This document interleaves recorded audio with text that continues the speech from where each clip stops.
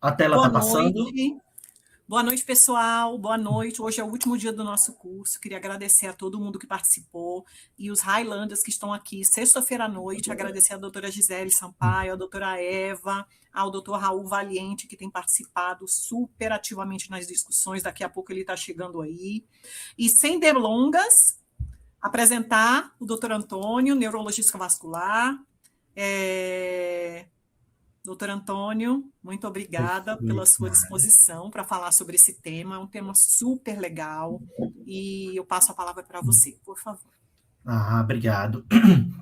Então, uma boa noite, né? Mais uma vez, como eu digo sempre, né? Para mim realmente é um imenso orgulho fazer parte aí desse time, né? Tenho muita admiração por todos vocês, assim. Então, como eu disse, sem mais delongas, né? O tema é um tema que também é bem empolgante para mim, tá? E por isso eu escolhi falar sobre ele, né? Sou neurologista, vascular pela Unifesp, né? Venho de Recife, onde eu fiz a residência, e aqui eu complementei a minha residência fazendo um R4 como ano opcional, fui com ênfase em cognição e demência. Aos 45 do segundo tempo, né? Eu pulo aí para neurovascular também, né? Para complementar isso daí, por la qual eu me apaixono, estou nela até hoje. Mas eu acho que também, acima de tudo, eu sou médico, né, formado com orgulho pela Escola Latino-Americana de Medicina em Cuba. Então, vamos lá. Então, a primeira provocação que eu trago, né, passou a tela, porque eu não estou vendo vocês. Passou? Passou, tá tudo certo. Agora eu quero Boa. Então, saber. vamos lá. Para Boa. mim não Então, tá aparecendo não, Mara. Tá aparecendo para todo mundo? Para mim tá aparecendo Tá? o filme e a foto do Wagner Moura. Eu quero saber. Opa, e, peraí. Deixa eu já e a voltar. caixinha de texto, né?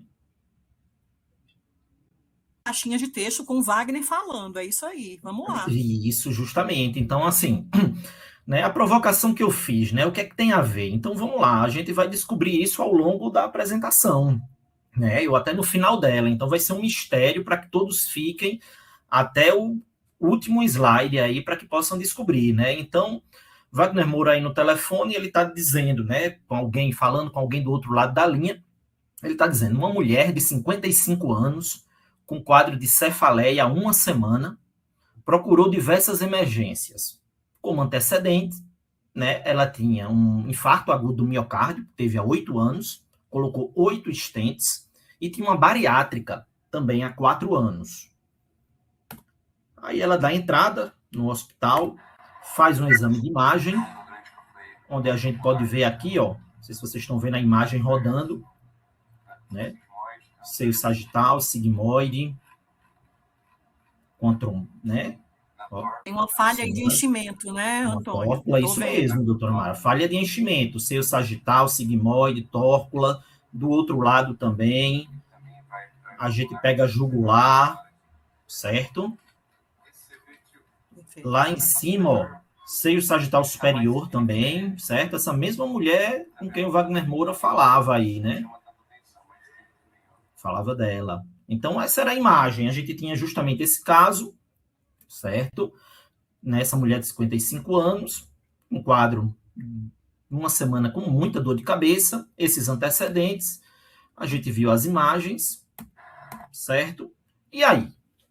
Né, a gente sabe, o título da aula é um título de trombose venosa. E aí o que é que eu vou querer de vocês aqui, né? Principalmente, né, como a doutora Mara disse, vamos conversar todo mundo.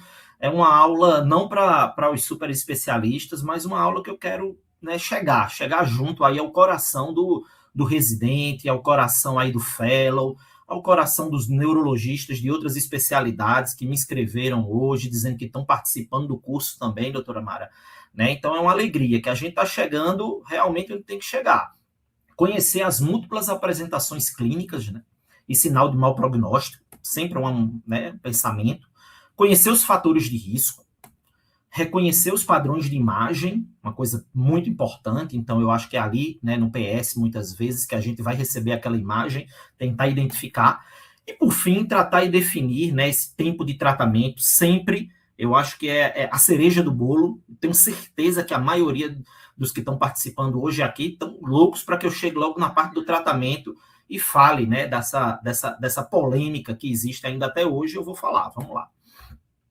Qual é o contexto? Né? O contexto, a gente fala de trombose venosa, nada mais é do que um coágulo de sangue nos seios venosos, e importante, tanto para os neurovasculares como para os residentes de neurologia, das veias cerebrais também. Existe trombose venosa cortical, a gente fica preso ali aquele seio sigmoide, aquele seio, né, transverso, sagital, mas existe também esses infartos, essas tromboses das pequenas veias, que são as veias corticais, ou que pode aparecer também em ambos.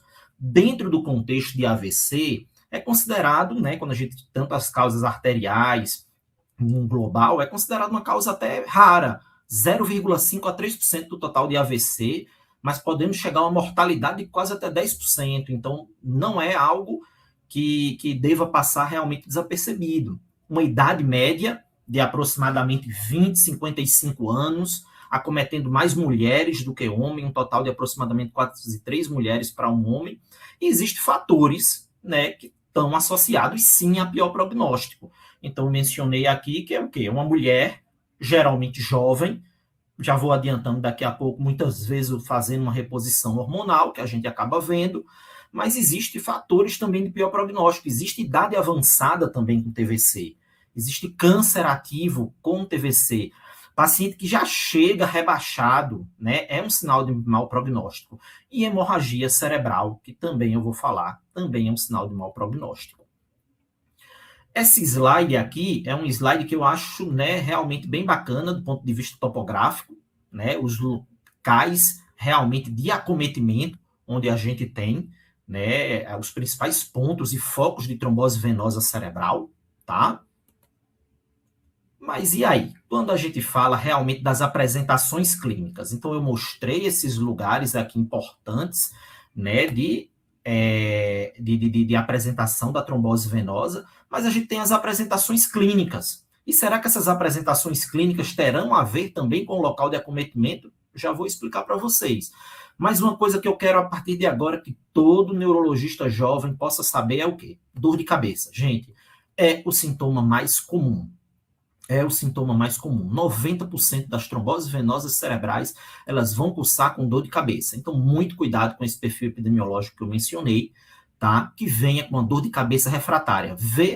Vejam a mulher, né, que foi mencionada no começo do quadro clínico, né? Uma semana de dor refratária.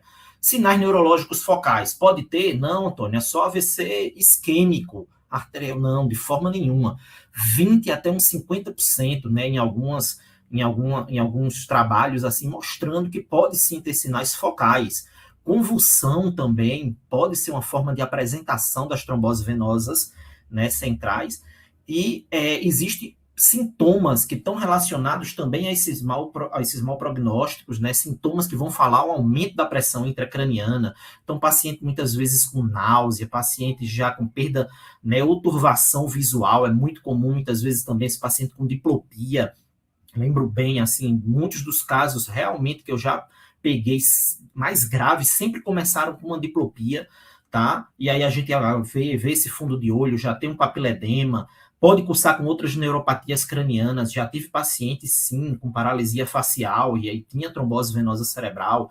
E o rebaixamento do nível de consciência, que muitas vezes é aquele paciente que já chega no PS com essa história de dor de cabeça e que rapidamente já chega ou rebaixado ou rebaixa diretamente no PS. Então, tomar muito cuidado, que a trombose venosa cerebral não é algo benigno. É só dor de cabeça, tranquilo, vou resolver, né, tá tudo fácil, tá ok, tá favorável, não, de forma nenhuma.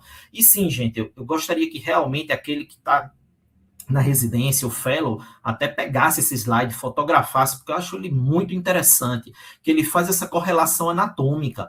Doutora Mara, né, numa das aulas durante a semana, ela muito bem falou, principalmente ali nos tálamos, né, tálamo pegando bilateral. Olha ali o seio reto, né, que a gente tem cursando com déficit motor, cursando com alterações do estado mental, alterações do nível de consciência que a gente vai poder ver desses pacientes. Então, peraí, paciente que eu olho ali na minha tomografia, na minha ressonância, que tem aquele acometimento difuso ali do tálamo, principalmente bilateral, né? Eu não vou pensar, lembra que a inervação arterial do tálamo, ela vem de vários ramos, já venosa não, a drenagem a gente tem principalmente ali pelo seio reto, então é importante, mas lembrar dos sintomas de seio cavernoso, muitas vezes que a gente vê aqueles proptoses, quimoses, né? A gente tem também dor orbital, né? Então não deixar passar esses sintomas, déficit motor, no seio transverso, a gente ter sintomas de zumbido no ouvido,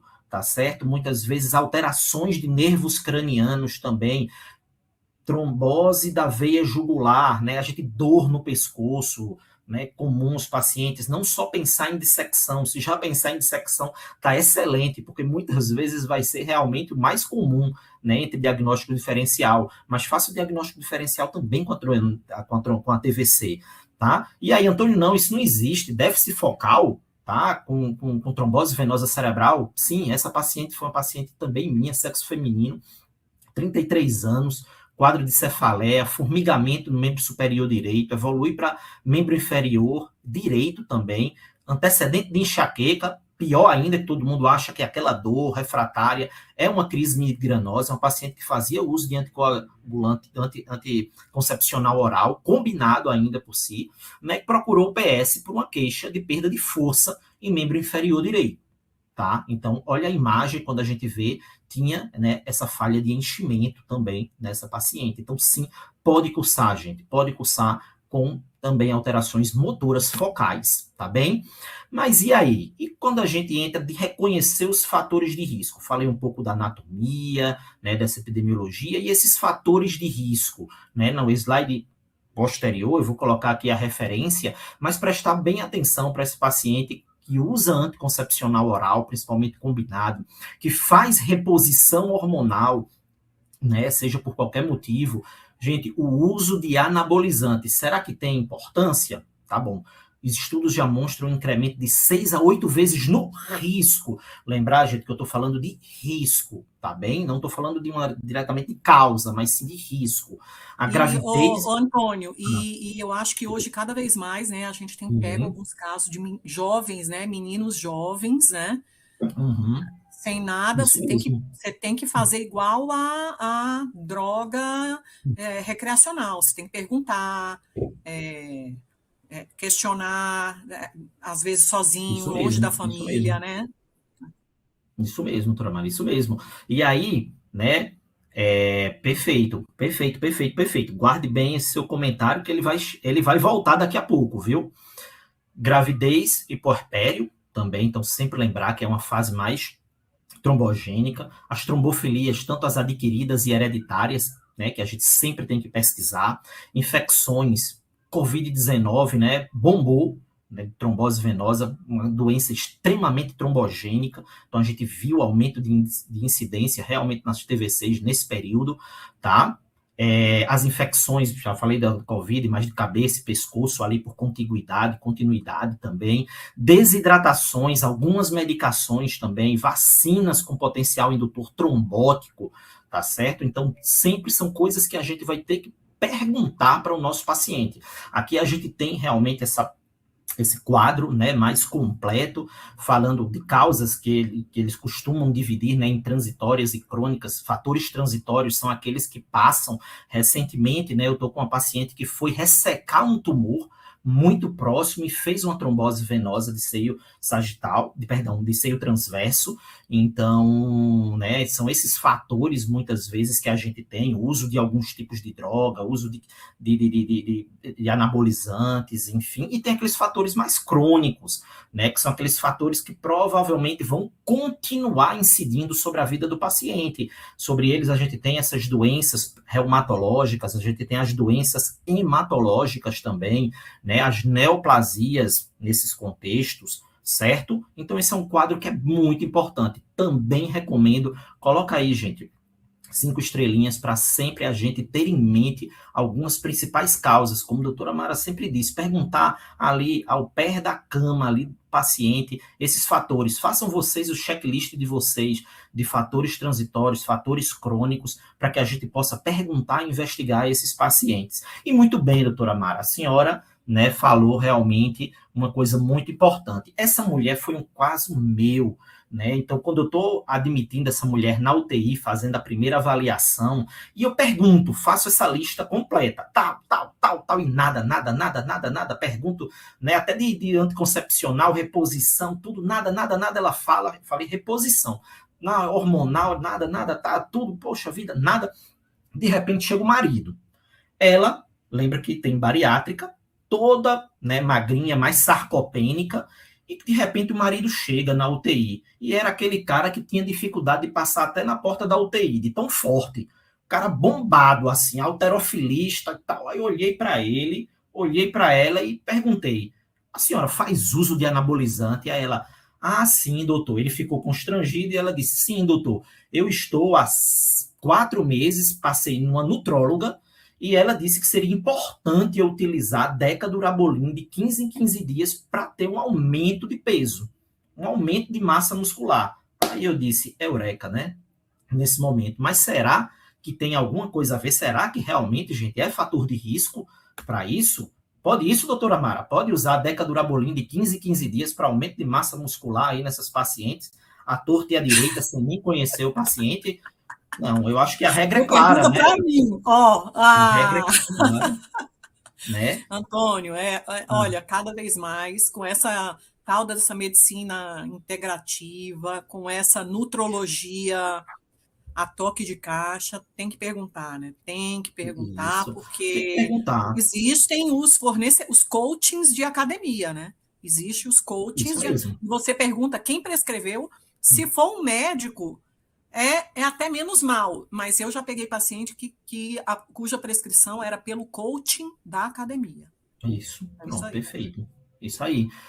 Então a gente sabe, né, gente, que, né, realmente não pode isso, e a gente já tem estudos sobre isso. Assim, na verdade, temos relatos de casos, não é bem estudos, a gente tem reportes, séries de casos, né, falando, tem um estudo bem pioneiro, um relato bem pioneiro, em 1995, já associando o uso de anabolizantes, né, a gente tem também esse relato bem de um halterofilista que utilizou anabolizantes com trombose venosa cerebral. Tem esse estudo aqui que é bem interessante, tá certo? Né, eu acredito que vocês estão conseguindo ler, porque hoje o russo é fundamental, tá, gente? Então, né, todo mundo precisa aprender russo para ler esse estudo. Mas para aqueles que ainda não conseguiram estudar, né, o russo, né, a gente traduz aqui. Então, o efeito, né, é uma revisão sistemática de literatura lá na Rússia, onde eles fizeram realmente num ambulatório, né, de cirurgia, esses efeitos anabolizantes, e eles viram que aproximadamente 40% dos pacientes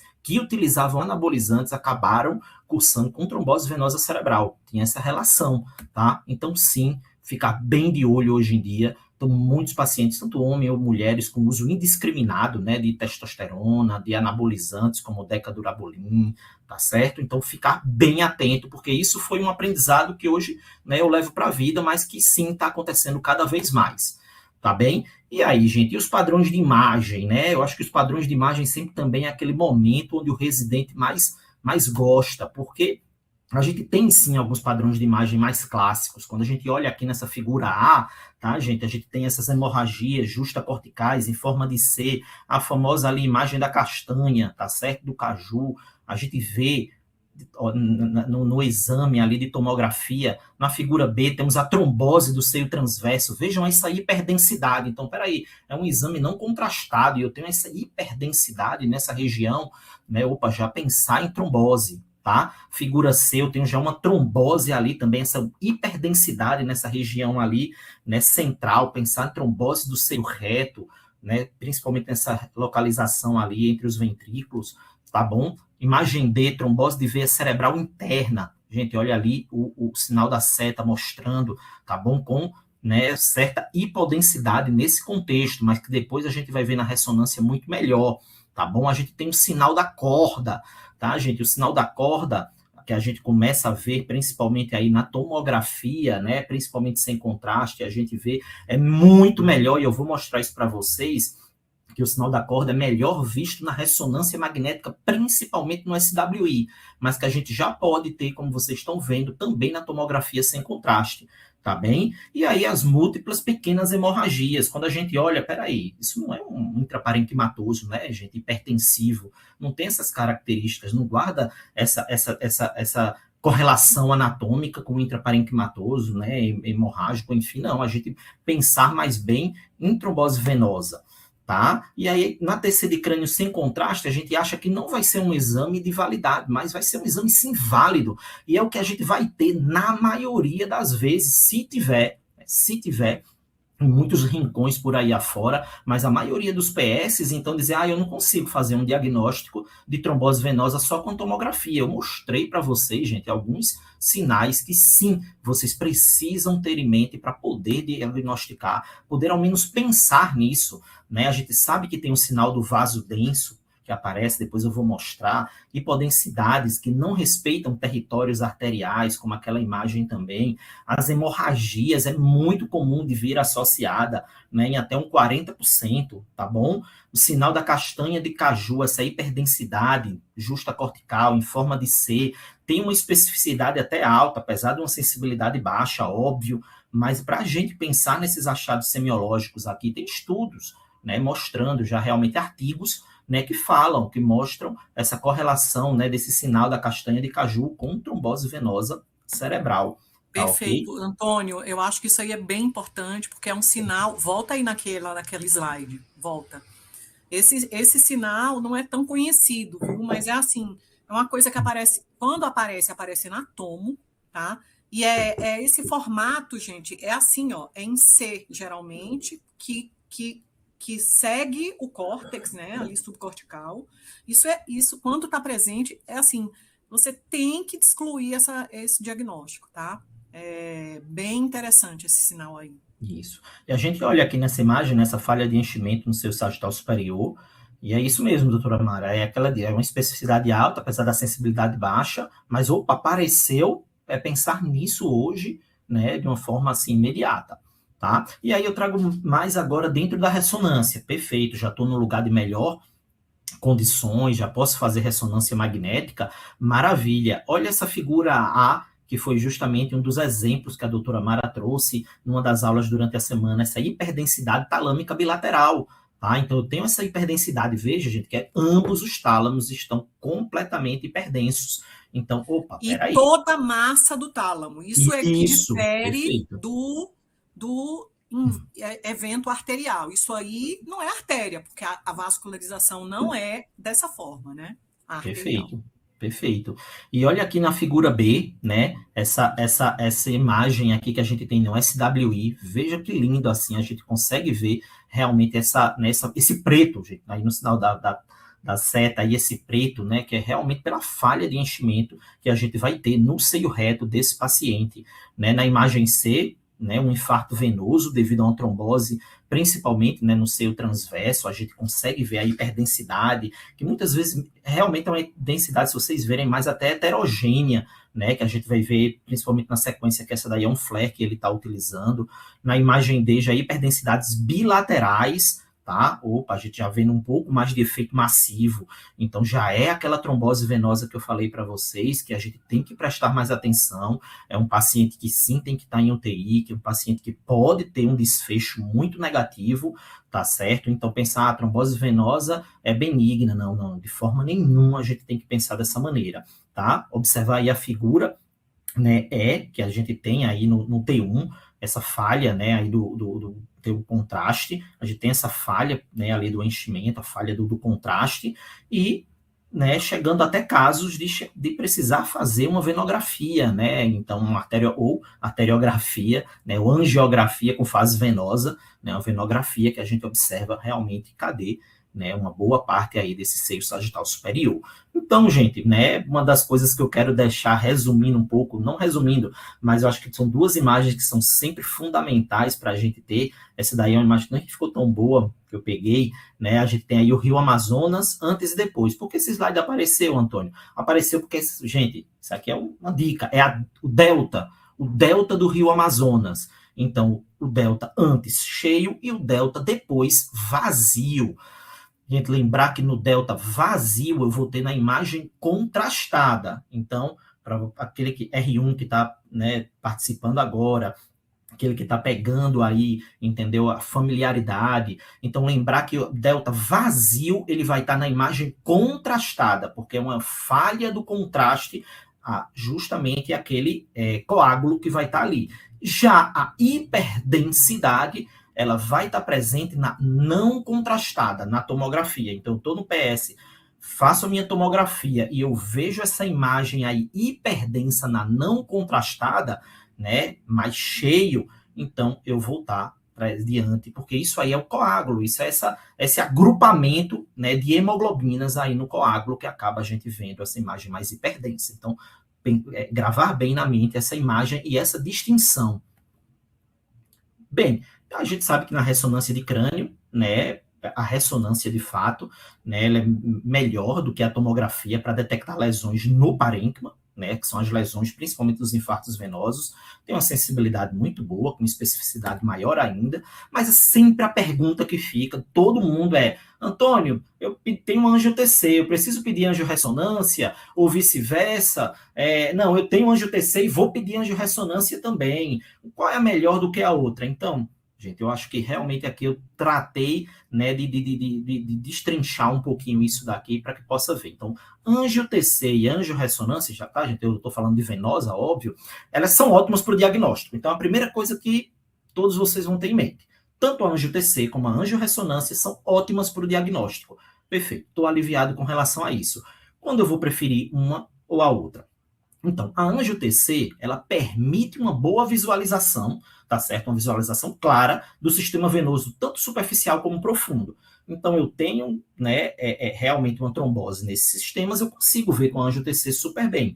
Agora, a angio-TC, ela tem uma menor sensibilidade do que a angio-ressonância para trombose venosa cortical. Então, gente, se a suspeita é de trombose venosa cortical, eu pedi uma tomografia, veio aqueles sinais que a gente viu ali, principalmente aquele da castanha do caju, tá entendendo?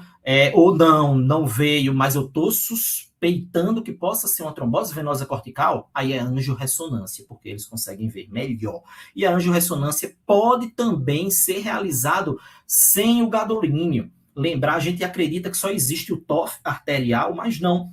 Existe também o TOF venoso, para aqueles casos daqueles pacientes raros que não podem usar gadolínio, aquelas pacientes que estão, enfim, em algum momento aí da gestação, alérgico, enfim, a gente pode utilizar, sim, né, um TOF venoso. A qualidade não é muito boa, mas a gente consegue ver bem, principalmente quando a gente utiliza o TOF venoso, no caso, sem o contraste, a gente acaba esbarrando num problema, que é o problema do diagnóstico diferencial entre trombose venosa, né, ali, enfim, aguda, tal, naquele momento, ou um hipofluxo, ou até mesmo, né, um seio que seja hipoplásico. Então, para diferenciar esse hipofluxo na veia, para diferenciar esse seio hipoplásico, a gente sim precisa do contraste. Então, a angio-ressonância, ela é muito boa para essa diferenciação, entendeu? Para que a gente possa justamente diferenciar esses estados. Será que eu estou diante de uma hipoplasia ou é uma trombose verdadeira? Tá? Então, muitas vezes, quando faz sem o contraste, muitas vezes até o radiologista coloca ali, o exame tem uma menor, né, sensibilidade devido à ausência de contraste, sugerimos contrastar, enfim, para justamente tentar diferenciar isso. Tá bom? E como eu mencionei, o SWI é extremamente importante também para as veias, porque a gente consegue, né, ver bem essas tromboses venosas corticais. Então, não subestimar o SWI na suspeita de TVC também, tá bom?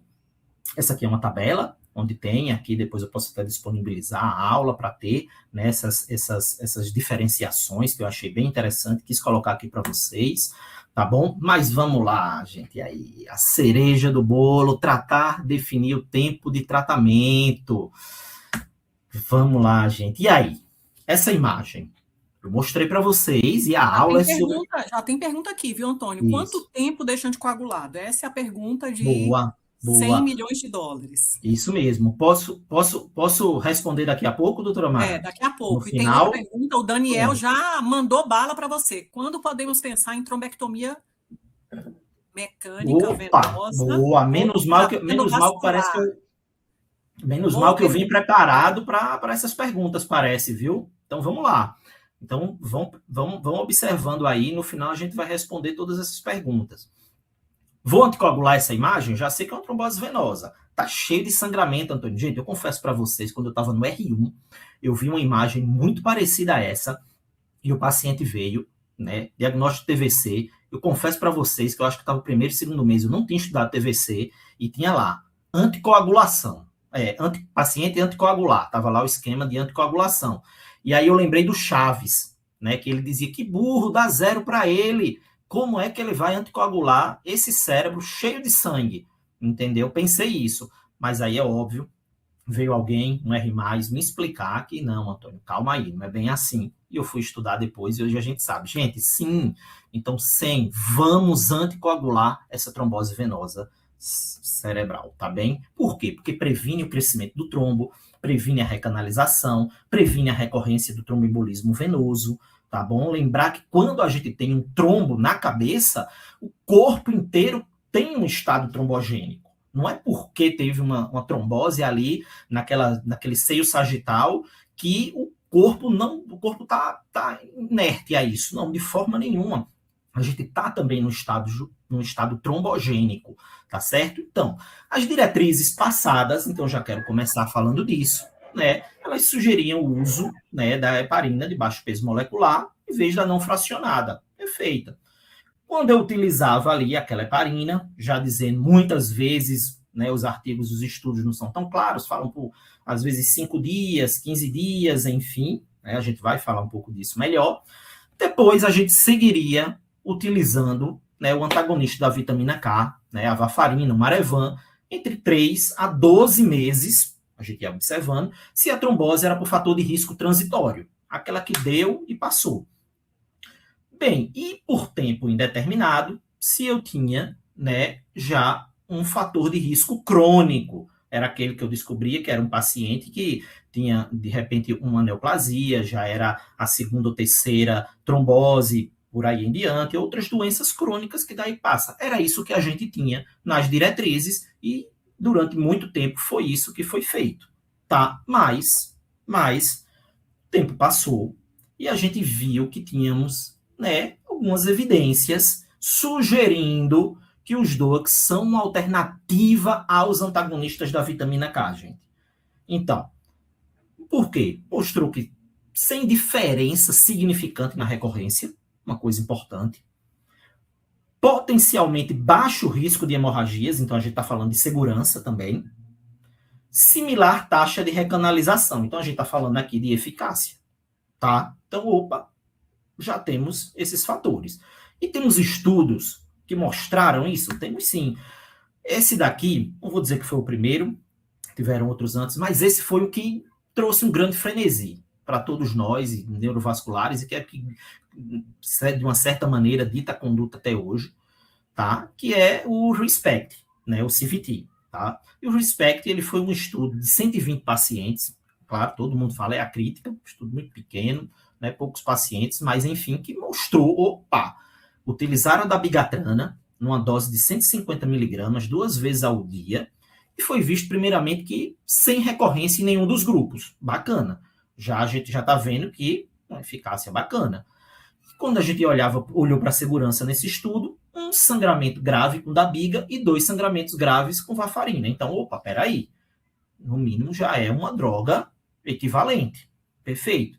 Então, a gente continuou, né, levantando aí as hipóteses, estudando, quando saiu o Secret também, um tempo depois, que tratou de, peraí, é só dabigatrana? Não, vamos ver com a rivaroxabana. O grande problema desse estudo, gente, que foram, sinceramente, realmente, míseros 52 pacientes. Então, todo mundo que quer, foram 52 pacientes, mas foi um estudo que teve um efeito, né, assim, óbvio, ele mostrou... passou. Ele realmente mostrou... Não interessa, um grupo, né, da rivaroxabana. Antônio, não interessa. É um N Isso. pequeno, mas é um estudo controlado, né? Justamente, perfeito. É um estudo controlado e que mostrou resultados muito semelhantes. Mas tá bom. Aos críticos, né? Vamos seguindo. A gente teve o ACTION, né? O ACTION CVT. Ele já foi um estudo maior, né? Que já foi esse estudo realmente multicêntrico.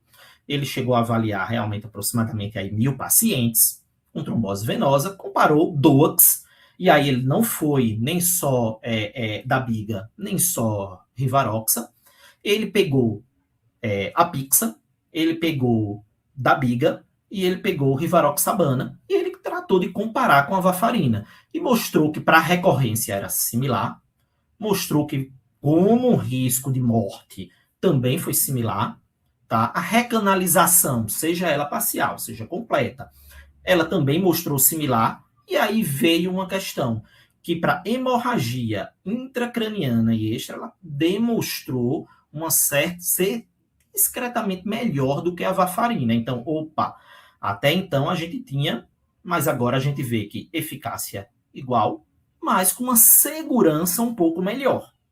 Perfeito, mas ainda assim surgiam críticas, ainda considerado estudo, né, realmente, mas a gente foi evoluindo e a gente tinha, né, e saiu realmente aqui esse estudo que tratou de comparar, né, de comparar não, perdão, uma revisão sistemática, né, com uma meta-análise, trazendo, investigando todos esses estudos que tinham até então. E a gente viu que a recorrência de eventos tromboembólicos não houve diferença.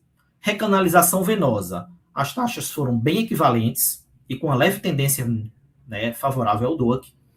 A hemorragia intracraniana maior, esse eu considero, para mim, o ponto mais forte, né, que o uso de DOAC associou a um menor risco de sangramento, quando o estudo comparou com a varfarina, e a mortalidade não teve diferença significativa, tá? Então, opa, já é um grande estudo aí, de uma certa maneira, para tremer, né, para falar por menos aí, aos críticos. Teve um estudo com a Pixabana, né? Teve um estudo também com a Pixabana, resultados muito semelhantes, mas eu queria chegar era nesse aqui. Tá? Eu queria chegar justamente que foi, né, o mais recente. Ele pega esse estudo que eu mostrei para vocês agora de 2024 e ele realmente dá uma repaginada. Ele pega tudo, uma revisão sistemática com meta-análise que ele vai, né, atrás de tudo e, ao contrário, né, dessas meta-análises que surgiram anteriores, esse veio mostrando para a gente, apontava que não era só não inferior. Então tem, gente, esse trava-língua aí, não inferior, ou equivalente. Esse daqui, de uma certa maneira, eu uso dizer que já traz uns resultados que sugerem uma vantagem. Isso aí a gente vai para a briga. Daqui a pouco eu sei que vai ter gente que vai querer ir para a briga. Mas sugere uma certa vantagem dos DOACs com relação aí à varfarina. A gente viu que tem uma menor recorrência, o DOAC foi superior em segundo.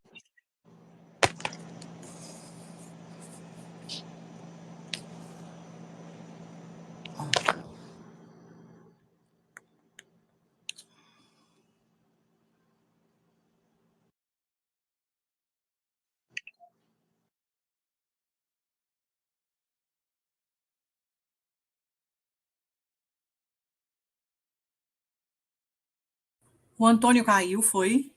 Caiu. Eu também caí, foi estranho. Tá. Aqui caiu também, aqui travou também. Dá mensagem para ele. Paciência. E o pior que tá gravando, é estranho. Continuou gravando, mas caiu tudo aqui. Estranho. É culpa do John Bryan. Não, pessoal, Essa TI da neurovascular não tá muito boa, né, Fran? Não, acontece, faz paciência. E a doutora Mara se dando ao trabalho de defender, né? Não, acontece. É uma plataforma de uma instituição pública ou então alguma coisa na internet, não sei, né? Agora o estranho é que continua gravando, né? A conferir depois. Mas ele continua mesmo gravando. Não é? Estranho, ele só para quando a gente pede para parar. Vamos esperar. Chamar o coordenador da TI. Boa noite, Tássio. Tássio, legal. JB, coordenador da TI. Coordenador da TI, João Brainer, olha aí. Tássio, saudade de você, viu? Eu não tenho saudade do Tássio, não. Não fala isso. Ex-residente, super bom. Olá, pessoal. gente. Voltei. Voltamos. Caiu todo mundo, viu, Antônio? Obrigada. Foi todo mundo. Vê se você consegue compartilhar aí. Veja se você consegue compartilhar. Consegue. Não. Tô indo. Compartilha aí. Olha, Antônio, já tem umas perguntas aqui, aproveitando que você está... Tem pergunta, quando indicar terapia endovascular? Tem pergunta, qual é o melhor DOAC, o DOAC mais indicado? Então, fala aí alguma coisa, porque o pessoal encheu de pergunta aqui, viu? Boa, estou aqui justamente nesse slide, né? Então, as áreas de incerteza. Essa necessidade de heparinização, né, inicial e duração dessa heparinização. E aí? O paciente chega, vai ficar ali no hospital, tá entendendo quanto tempo eu preciso realmente fazer uma ponte, né? Eu vou, né? E aí, por quanto tempo? Como é que vai ser? Então, a gente tem ainda, né? Não temos uma resposta, né, clara com relação a isso. Os estudos mostram, como eu tinha dito, muitas vezes vai 5 dias, né? 15 dias, geralmente entre esse período, né? Onde você deve fazer realmente. Geralmente a gente tem escolhido pela enoxaparina, né? Disponibilidade fácil, qualquer problema que o paciente possa ter, de repente, né, uma trombopenia, a gente consegue sangramento reverter, enfim, e depois utilizando os outros, mas o que mostra realmente a grande maioria dos estudos que eles não têm um número mágico onde a gente possa, né, dizer, não, vamos começar com 3 dias, com 5, com 10, com 7, né, eles falam que é razoável entre 5 a 15 dias, tá? Quais são os melhores DOACs? Ainda também não temos, né, essa resposta, tá? Apesar da gente ter esses estudos hoje mais favoráveis, até o que eu passei ali do apixabana, tá? A gente tem um estudo favorável em utilizar, né, o apixabana também, não só a dabigatrana, tá? Mas a gente viu nesses estudos que realmente a gente não tem ainda uma resposta para dizer esse é o melhor do que o outro, tá? E o uso de imagens repetidas para guiar a duração da anticoagulação. Então, realmente, também, a gente sabe que tem gente que aperta o dedo em solicitar exames de imagem mês a mês. A gente sabe que não precisa disso. Mas e aí, Antônio? Vou repetir com 3 meses, com 6, com 1 ano, tá entendendo? Então, também, né, uma pergunta que a gente também ainda está procurando, né, uma resposta. Fala-se realmente que é razoável, né, aproximadamente entre 3 a 6 meses aí do evento, né, a gente poder repetir esse exame, principalmente aí próximo à retirada da anticoagulação, se for aqueles pacientes que vão fazer, né, um anticoagulante de forma transitória, tá bom? Mas é isso. E aí alguém perguntou sobre trombectomia mecânica. Antônio, faz?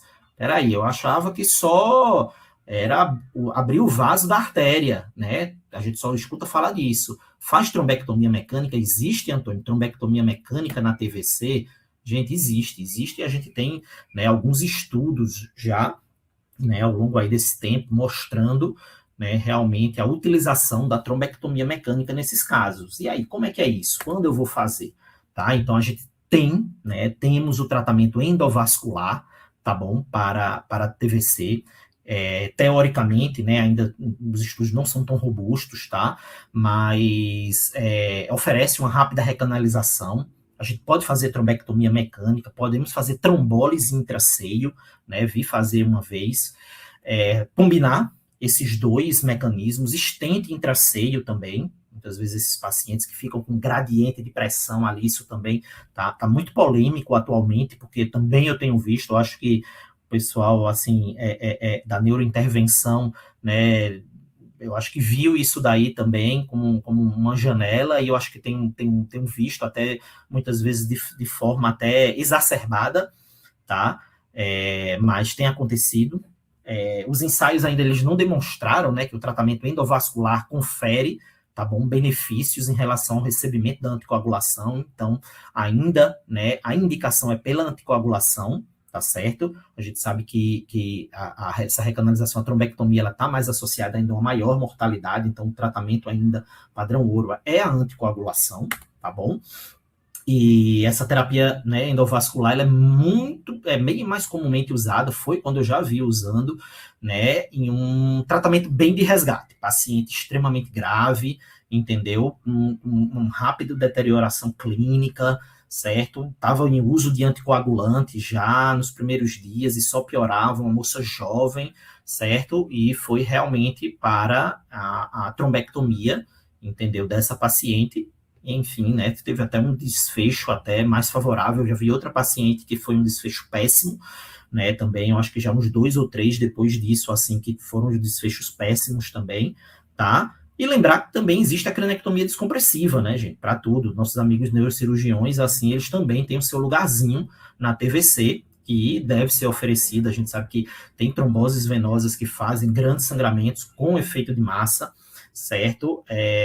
Agudo. Então, a gente precisa, muitas vezes, nesses casos, acionar os nossos amigos neurocirurgiões, entendeu? Para ficarem atentos, tá? E lembrar que, de uma certa maneira, nesses contextos, pode sim diminuir a mortalidade e melhorar os resultados funcionais desses casos. Então, isso aqui é um slidezinho que eu deixo realmente de um fluxograma inicial, né, de como fazer, tá bom? Depois eu posso estar passando aí para todo mundo. Eu acho que as principais, pelo adiantar da hora, já foi conversado e tem muito mais para a gente bater bola agora. E aí, gente, tem alguma coisa a ver com TVC, o Agente Secreto? Para quem não assistiu o filme, essa é uma das personagens do filme, tá certo? Para quem assistiu, então já está familiarizado. Tem alguma coisa, o Agente Secreto, a ver com TVC? Então, assim, né, eu vou defender, não só como a doutora Gisele disse, que não, porque o apresentador é de Recife. Então, também. Mas quem assistiu o filme viu que a personagem, ela desapareceu. E ninguém sabe, né, o que foi que aconteceu, entendeu? Será que ela teve uma doença, ela acabou sendo um acidente, ou ela foi também mais uma vítima da ditadura? Ninguém sabe. E se ela teve uma TVC, gente? Então, é isso que eu deixo aí para vocês, é só uma brincadeira, realmente não tem a ver, foi só uma maneira também de homenagear um filme vindo da minha terra. E uma outra provocação que eu deixo, para começar o bate-papo. Gente, e aí? A gente vai continuar dando, não estou falando da SAF, que isso é um tema para outra aula, tá? Mas a gente vai continuar dando veneno de rato nas tromboses venosas cerebrais. Então, deixo aí a provocação, tá bom? Esse é o nosso grupo da neurovascular. Em cima aí tem a foto de Recife, para aqueles que não conhecem, conhecerem. Um abraço grande. Maravilhoso. Antônio, rapidíssimo, tá? Isso. Então, assim, quando você escolhe o DOAC, você tem alguma preferência? Doutora Mara, tenho uma preferência ainda eu acho que a gente ainda tem uma questão muito dos costumes. Então, quando eu escolho o DOAC, eu tenho uma preferência pela dabigatrana. Né? Eu acho doutora Gisele, bate bola, você tem alguma preferência? Eu tenho preferência pela Apixa, porque se você olhar o Action TVC, você vai ver que foi a droga mais usada. Mas eu acho que não tem certo nem errado, acho que as duas medicações, inclusive Rivaroxa, eu acho que pode ser usada com tranquilidade, Antônio. E doutor João Breiner, alguma preferência? Bate bola. Eu também tendo a preferir a Apixa.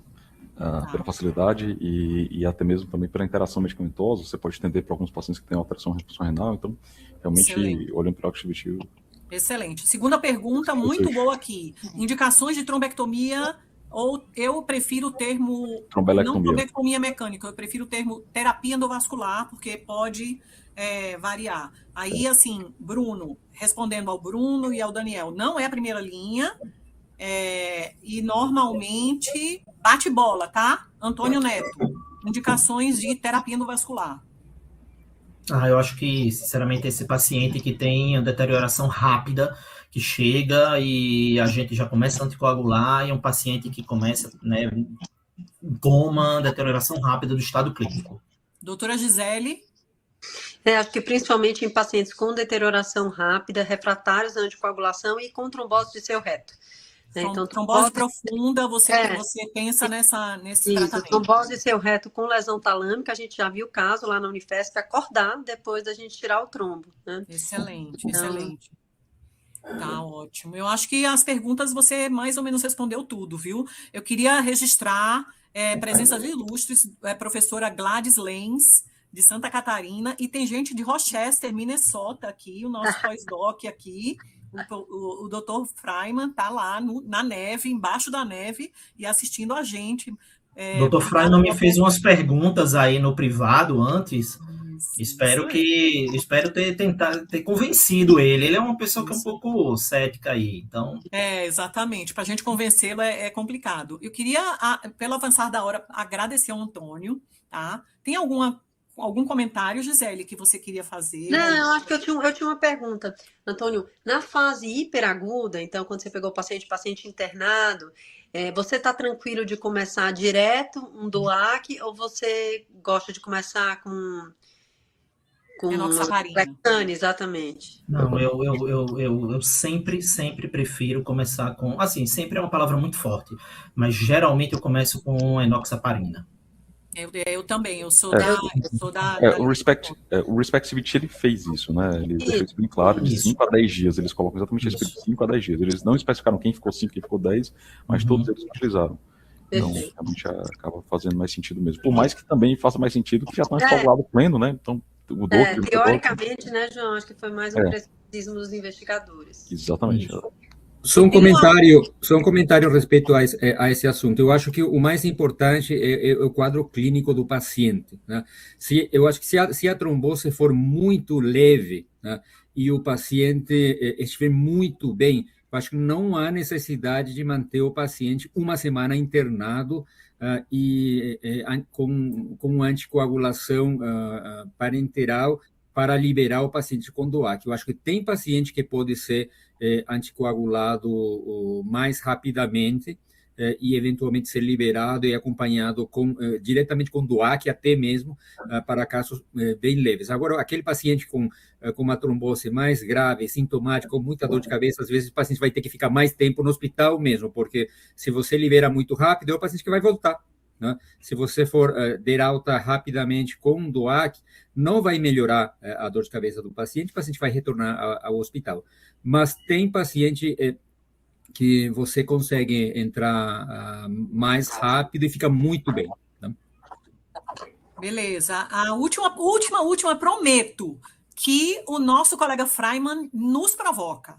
Quando não usar DOAC, quando usar heparina, além da SAF, eu vou responder o que eu faço, tá? Quando eu libero com DOAC e volta depois de uma semana com cefaleia, aí eu dou 2 passos para trás e aí eu volto à minha velha e boa varfarina, mas eu não sei vocês, tá? Eu acho que muitas vezes esses episódios de repetição, né? Eu acho que também muitas vezes esses pacientes que têm episódios de repetição, às vezes é um fator que faz com que a gente reveja. E esse negócio de ser extenso, não extenso, as meta-análises não mostraram isso, tá Pedro? Então, em tese, é seguro, deixa enoxaparina e depois deixa o DOAC. Agradecer a todo mundo, perguntas super boas, tá? Da plateia. Obrigada, Antônio. Pode fechar sua câmera. Um beijo. E agora